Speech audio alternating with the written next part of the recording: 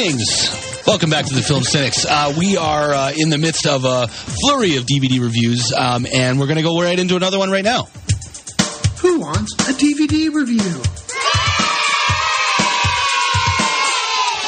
We'd like to thank the children from the California Boys Choir for coming in and cheering yay. Now, they're expensive.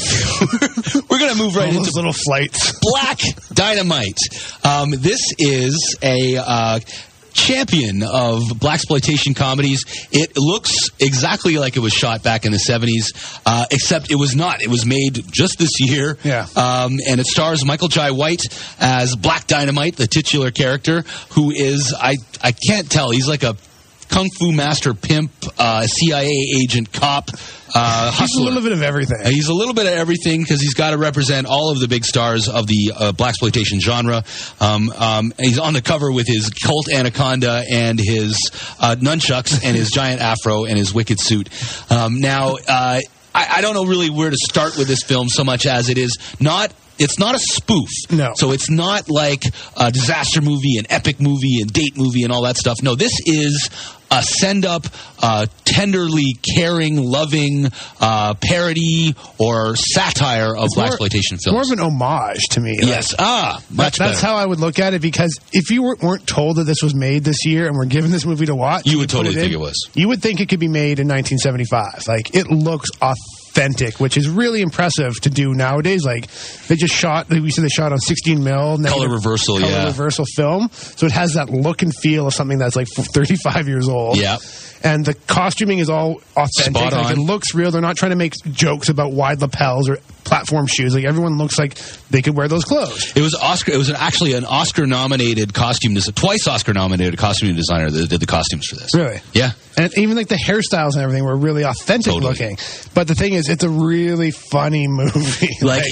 Everything is a joke, but not an in-your-face type of joke. Like, the script is terrible, but on purpose terrible, so it's so funny. I mean, it's like there's no way that you could mistake this for being like, oh my God, how could they write that? It's just like that bad because they're trying to convey how bad the filmmaking was back in the 70s. Yeah. But the fact that, I mean, back then they weren't trying to do it badly. They were trying to do it well, but they just had so little resources and so little experience that they were building a genre of film. Exactly. And so this way they're actually sort of trying to show the adversity that they were coming up against, dealing with a crew that can't get the boom mic out of the shot. And so, like, there's a scene in this movie where Black Dynamite stands up really fast, and so the boom is still in the shot, and it stays in the shot. And then to the point where Black Dynamite's actually looking up at the microphone while he's still doing his lines in the scene. So, I mean, that's exactly the level of parody we're dealing with. Yeah, it is really funny. The story's relatively simple, but long. Well, it's like three different stories. In the sense that Black Dynamite's brother is killed, and he tries to get revenge and find out who killed him, and like that's the crux of it. Yeah.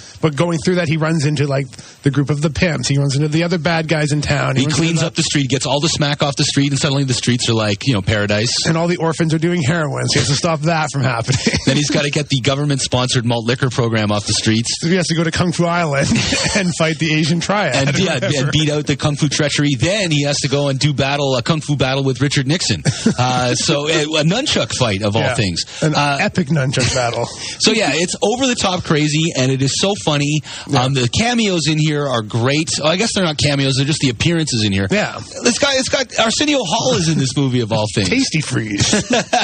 Tommy Davidson is in it. I'm not sure why Eddie Griffin is not in this movie. Because Eddie Griffin was Undercover Brother. Yeah, so I guess he's sort of his own thing going on.